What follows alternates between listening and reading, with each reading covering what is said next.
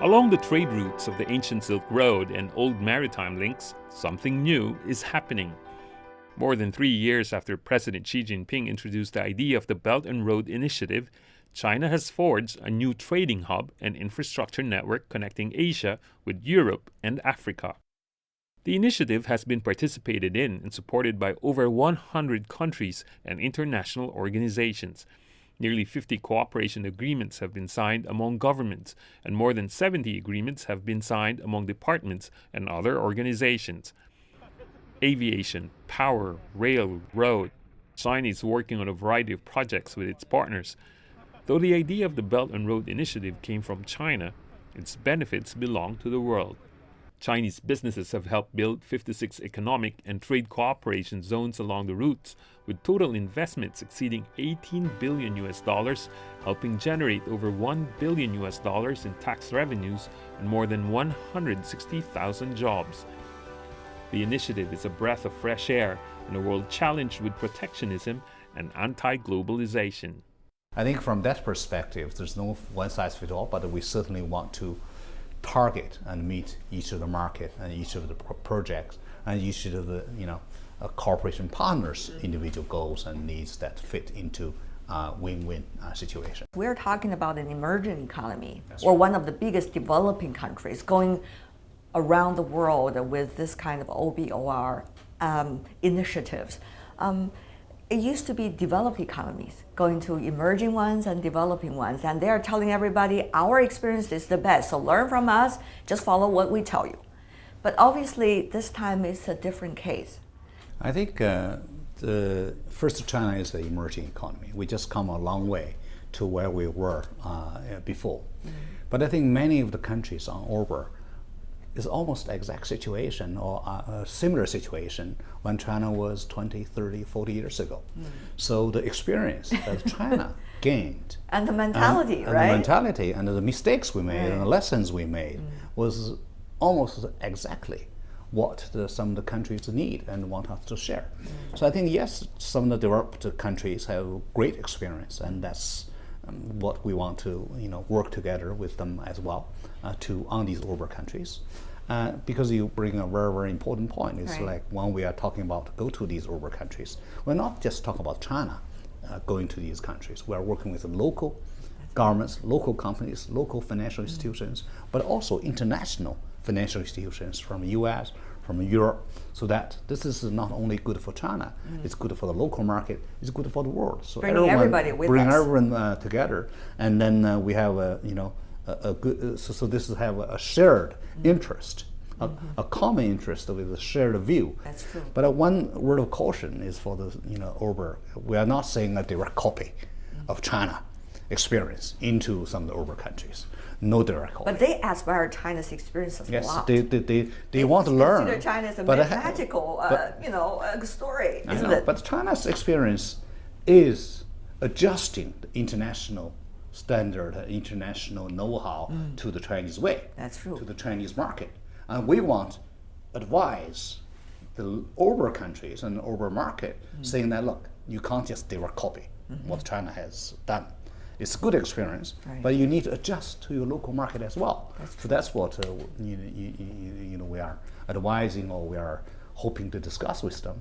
Of course, China's experience as an emerging country probably is a little bit more relevant compared with the developed countries, just because we just came from there, and we related very well to what right. they are thinking. That's right. So I think this way, I think it's more. It's pretty well received. But more importantly, I think they really want to learn. How do you guys do your 5-year plan, the central government? Why it's so powerful, and you spend a lot of time telling them. And I have to say that we're not doing enough. We are absolutely not doing enough. There has been a lot of suspicion whether infrastructure investment could be too long a term and could be too expensive. And eventually in some of the, shall I say, unstable countries, is it really going to have any return? OBOR is not going to be done tomorrow. I think for banks like ours, we are very, very long-term focused. What are you thinking about? 10 years, 20 years, 40 years, 50 years? We'll be here for, I'm talking about 100 years. So I think we are very good on long-term and infrastructure projects. I think when we are financing the infrastructure projects, we are working with everyone, but also financing is only one aspect.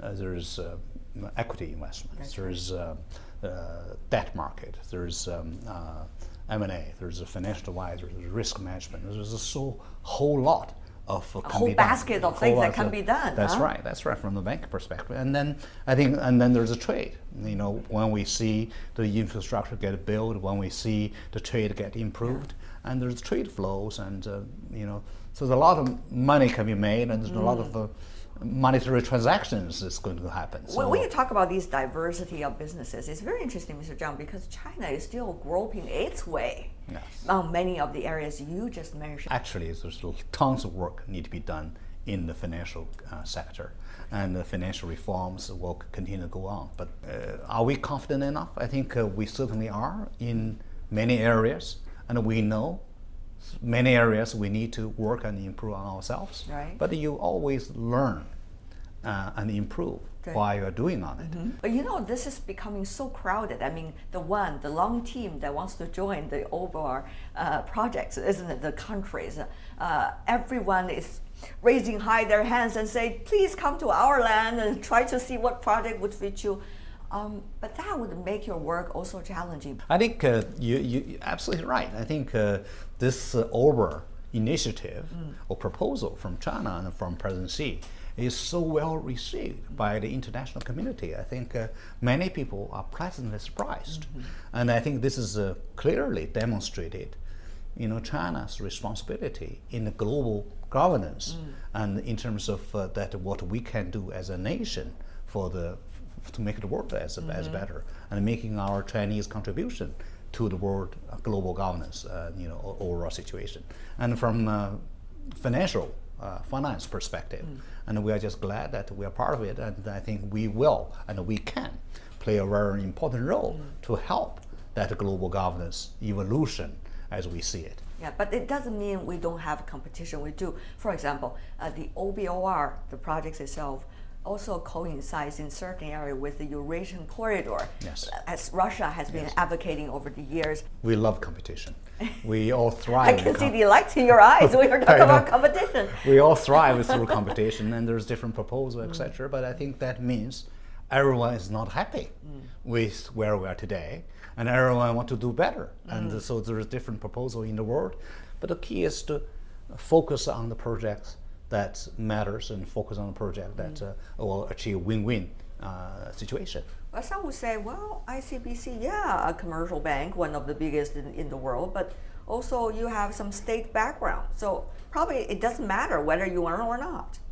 Well, I think that question has been asked, a million times. What about 1,000,001 times?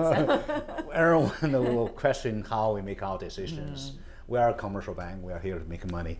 Of course, our biggest shareholder is the Chinese government, and that's a huge advantage because we have a stable shareholder, and they are looking for long-term returns, and we're going to deliver long-term returns to them. True. So that's a great argument over there, Mr. Zhang. So. But at the same time, I mean, we all know China is this rising power, and as a result, there has been so much discussion about geopolitics these days. Being the Chinese government your biggest stakeholder, does that mean sometimes your decision would also have to be based on geopolitical concerns? We're making independent commercial decisions, but we will certainly will not do. The Chinese government don't want us to do things that they don't want us to do. But yes, of course, we want to invest in friendly countries. People are friendly to us, to the Chinese government, because our largest shareholder is Chinese government. And we are not going to invest in countries who doesn't like us. Why bother? It's there's so much thing to do, and life is short. So OBOR is being considered now as also one area in which China open up to the rest of the world, but that also means could open up to vulnerabilities. So once again, I want you to illustrate overall a general picture, risks and benefits. I think China has benefited significantly ourselves from open up. But I think the fundamental key for the Chinese experience is able to digest and learn the things that will benefit for the Chinese system, for the Chinese culture, and for the Chinese way of doing things that will better and make the whole society as more homogeneous. I think that's the basic point. But I think in addition, on the financial sector, Right. the banks, the insurance companies, security firms, fund managers, I mean, the whole financial structure, financial system opened up. I look at you just now as if you are doing the Chinese Tai Chi. All the energies are going around the world. Well, what is the next country you are going to travel to? The OBOR country. Yeah, I'm going to, yes, I'm going to visit a country pretty soon, so, but I'm not going to tell you. Because there are projects over there, That's I can right. tell, That's no right. competitor. That's Okay, right. thank you so much, Mr. Zhang. Thank All you, the it's a best pleasure. to the OBR projects you have. Thank you. It's a pleasure. Thank you.